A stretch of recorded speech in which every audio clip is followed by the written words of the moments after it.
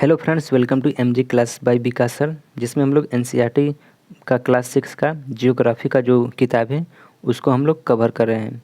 तो पहले हम पहला चैप्टर पढ़े थे सौरमंडल में पृथ्वी, जबकि दूसरा चैप्टर पढ़े थे ग्लोब, देशांतर व अक्षांश।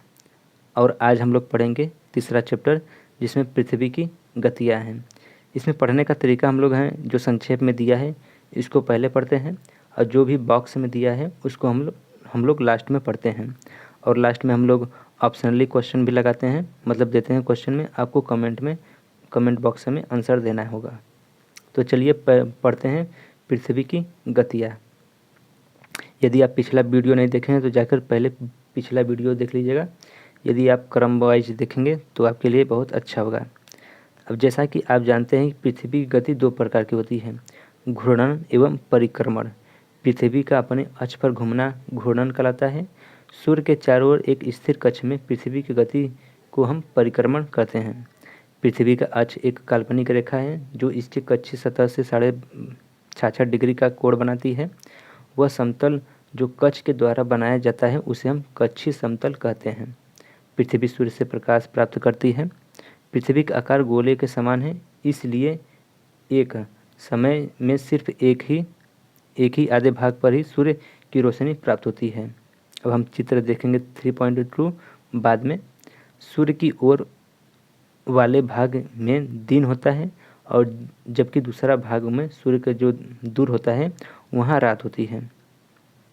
ग्लोब पर वह वृत्त जो दिन तथा रात को विभाजित करता है उसे हम प्रदीप्ति वृत्त कहते हैं। यह वृत्त अक्ष के साथ नहीं मिलता है, जैसा कि आप चित्र 3.2 में देख सकते हैं। पृथ्वी अपने अक्ष पर एक चक्कर करने में लगभग 24 घंटे का समय लगती है, और घूर्णन के समय यह काल पृथ्वी का दिन कहा जाता है। यह पृथ्वी की दैनिक गति होती है। यानी कि अब हम लोग चित्र 3.2 देखते हैं। 3.1 ये देख लीजिएगा, पृथ्वी जो है 23.5 डिग्री मतलब कि झुकाव है। पृथ्वी के अक्ष का झुकाव तथा कक्षीय समतल, ये विषुवत रेखा है, ये कर्क रेखा, ये मकर रेखा है। 23.5 डिग्री इसका झुकाव है पृथ्वी का कक्षीय समतल। इसके बाद 3.2 में हम लोग देख लेते हैं। ये है सूर्य और ये है प्रदीप्त वृत्त। ये है हम लोग का पृथ्वी, 23.5 डिग्री झुकाव है। ये उत्तरी ध्रुव, ये दक्षिणी ध्रुव, ये विषुवत रेखा, ये सूर्य है। तो ये जो सूर्य का प्रकाश पड़ेगा ये पृथ्वी के आधे भाग पर पड़ेगा, और आधा भाग मतलब कि अंधेरा रहेगा, मतलब कि रात बोलते हैं हम लोग। जब यह घूर्णन करेगा यानी कि परिक्रमण और घूर्णन, तो 12 घंटे का दिन और 12 घंटे का रात होगा। कुछ देशों में तो पृथ्वी का प्रकाश मतलब सूर्य का प्रकाश नहीं पड़ता है, तो वहाँ 6 महीने दिन और 6 महीने रात होता है। आने वाले समय में हम लोग वो भी कवर करेंगे। अब अगला पेज में हम लोग पढ़ते हैं कि अगर पृथ्वी घूर्णन नहीं करे तो क्या होगा। सूर्य के तरफ वाले पृथ्वी का भाग में हमेशा दिन होगा, और जिसके कारण उस भाग में गर्मी लगातार पड़ेगी, और दूसरे भाग में हमेशा अंधेरा रहेगा एवं पूरे समय ठंडा पड़ेगी। इसी तरह की अवस्था में जीवन संभव नहीं हो पाएगा। पृथ्वी की दूसरी गति जो सूर्य के चारों ओर कक्ष में होती है उसे परिक्रमण कहा जाता है। पृथ्वी एक वर्ष में 365 सही 1/4 दिन में सूर्य का चक्कर लगाती है। हम लोग एक वर्ष में 365 दिन को मानते हैं तथा सुविधा के लिए 6 घंटे को इसमें नहीं जोड़ते हैं। ये रहा इसका चित्र, तो इसको हम चित्र को बाद में समझेंगे। अब इसके बाद हम लोग ये संक्षेप में जो दिया है उसको पढ़ते हैं। 4 वर्षों में प्रत्येक वर्ष में बचे 6 घंटे जो होता है, 6 घंटे को मिलाकर एक दिन यानी 24 घंटे के बराबर हो जाता है। इसके अतिरिक्त दिन को फरवरी के महीने में जोड़ा जाता है। इस प्रकार प्रत्येक चौथे वर्ष पर फरवरी का माह 28 के बदले 29 दिन का होता है। ऐसा वर्ष जिसमें 366 दिन होते हैं उसे हम लीप वर्ष कहा जाता है। पता लगाइएगा कि अगला लीप वर्ष कब होगा। तो 2024 है लीप वर्ष, क्योंकि वह 4 से डिवाइड हो जा रहा है। फिर 2028, फिर 2032, ये सब लीप वर्ष हैं। चित्र 3.3 में स्पष्ट है कि पृथ्वी दीर्घवृत्ताकार पथ पर सूर्य के चारों ओर चक्कर लगाती है। अब ध्यान दीजिए कि पृथ्वी के कक्ष में एक ही दिशा में झुकी हुई है। सामान्यतः एक वर्ष को गर्मी, सर्दी, बसंत एवं शरद ऋतुओं में बांटा जाता है। ऋतुओं में परिवर्तन सूर्य के चारों ओर पृथ्वी की स्थिति में परिवर्तन के कारण होता है।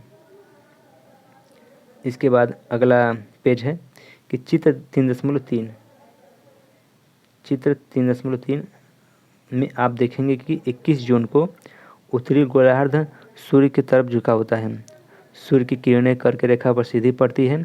इसके परिणाम स्वरूप इन क्षेत्रों पर ऊष्मा अधिक प्राप्त होता है। ध्रुवों के पास वाले क्षेत्रों में कम ऊष्मा प्राप्त होता है क्योंकि वहाँ सूर्य की किरणें तिरछी पड़ती है। उत्तर ध्रुव सूर्य की तरफ झुका होता है तथा उत्तरी ध्रुव रेखा के बाद वाले भाग पर लगभग 6 महीने तक लगातार दिन रहता है। चूँकि उत्तरी गोलार्ध के बहुत बड़े भाग में सूर्य जो है की रोशनी प्राप्त होती है, इसलिए विषुवत वृत्त के उत्तरी भाग में गर्मी का मौसम होता है। 21 जून को इन क्षेत्रों में सबसे लंबा दिन तथा सबसे छोटी रात होती है। पृथ्वी की इस अवस्था को उत्तर अयनांत कहते हैं। अब हम लोग 22 दिसंबर के समझ लेते हैं कि 22 दिसंबर को दक्षिणी ध्रुव के सूर्य की ओर झुके होने के कारण मकर रेखा पर सूर्य की किरणें सीधे पड़ती हैं। चूँकि सूर्य की किरणें मकर रेखा पर लंबवत पड़ती है, इसलिए दक्षिणी गोलार्ध में बहुत बड़े भाग में प्रकाश प्राप्त होता है। इसलिए दक्षिणी गोलार्ध में लंबे दिन तथा छोटी रात वाली ग्रीष्म ऋतु होती है। इसके ठीक विपरीत स्थित उत्तरी गोलार्ध में पृथ्वी की इस अवस्था को दक्षिणी अयनांत कहा जाता है। क्या आप जानते हैं कि ऑस्ट्रेलिया में ग्रीष्म ऋतु में क्रिसमस का पर्व मनाया जाता है? तो ये फैक्ट है, जान लीजिएगा। इसके बाद 21 मार्च और 23 सितंबर को सूर्य की किरणें विषुवत वृत्त पर सीधी पड़ती है। इस अवस्था में कोई भी ध्रुव सूर्य की ओर नहीं झुका होता है, इसलिए पूरी पृथ्वी पर रात व दिन बराबर होता है और विषुव कहलाता है। 21 मार्च और 23 सितंबर को उत्तरी गोलार्ध में शरद ऋतु होती है, जबकि दक्षिणी गोलार्ध में बसंत ऋतु होती है। और 21 मार्च को स्थिति में इस विपरीत होता है, जब उत्तरी गोलार्ध में बसंत ऋतु तथा दक्षिणी गोलार्ध में शरद ऋतु होता है। इस प्रकार स्पष्ट है कि पृथ्वी का घूर्णन एवं परिक्रमण के कारण दिन व रात तथा ऋतुओं के परिवर्तन से होता है। इसके बाद अभ्यास आ गया है, तो हम लोगों का कवर हो गया। आओ कुछ करके सीखें, तो ये हम लोगों को नहीं करना है। आओ कुछ करके सीखें, ये भी नहीं करना है। बॉक्स में अब हम लोग पढ़ देंगे। हाँ, ये रहा कुछ संबंधित। ये देखिए सूर्य है, ये पृथ्वी का परिक्रमण काल है। ये है 23 सितंबर बसंत ऋतु, और ये है दक्षिणी गोलार्ध में ग्रीष्म ऋतु, उत्तरी गोलार्ध में शीत ऋतु। ये है उत्तरी ध्रुव 21 जून को, ये देखिए उत्तर अयनांत बोलते हैं, जबकि 22 दिसंबर को दक्षिणी अयनांत। और जब सूर्य इस दिशा में होगा, दक्षिणी ध्रुव का जब प्रकाश पड़ेगा, तो बसंत ऋतु उत्तर में पड़ेगा, जो कि 21 मार्च में है। और इसमें कुछ खास अभी दिया नहीं है, हम इसमें ज़्यादा हम लोग जानेंगे भी नहीं, क्योंकि अभी बहुत सा चैप्टर बाकी है, 7, 8, 9, 10, 11, 12 क्लास का, तो अभी हम लोग उसमें कवर करेंगे। तो क्या आप जानते हैं कि प्राचीन भारतीय खगोल शास्त्री आर्यभट्ट ने बताया था कि पृथ्वी गोल है और वह अपने कक्ष पर घूर्णन यानी कि घूमा करती है। यानी कि घूर्णन के बारे में सर्वप्रथम खगोल शास्त्री आर्यभट्ट ने बताया था। इसके बाद अगला है कौन सा, आओ कुछ करके सीखें, तो हम लोगों का ख़त्म हो गया ये भी। इसके बाद अभ्यास में हम लोग समझ लेते हैं। पहला क्वेश्चन दिया है कि पृथ्वी के अक्ष का झुकाव कोण क्या है, घूर्णन एवं परिक्रमण की परिभाषित करिए, लीप वर्ष क्या है, उत्तर एवं दक्षिण अयनांतों में अंतर बताइए, ये तो आप बता ही देंगे।